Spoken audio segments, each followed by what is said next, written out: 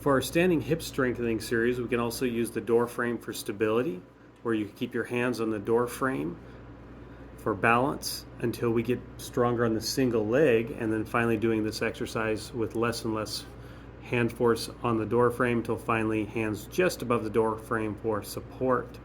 If we start in a single leg position, we can abduct the straight leg to the side where we can slowly go out, pause, and come back in. We don't need to go very far for this exercise. 6 inches will start making that glute minimus work.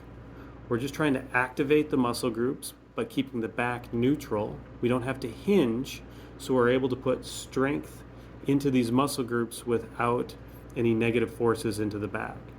Finally, we can move the leg straight backwards, where we're going to go and start using our glute max as we're reaching backwards. Once again, we can start small with only a few inches, coming forward and then kicking backwards. The next exercise is moving the leg at a 45-degree angle back to the side to engage that glute medius. So bring the leg in and then out at a 45-degree angle, touching the ground as you need for support. As you get stronger, try keeping the foot in the air. And come back in. The next step up would be putting a rubber band around the knees to make the exercise even harder.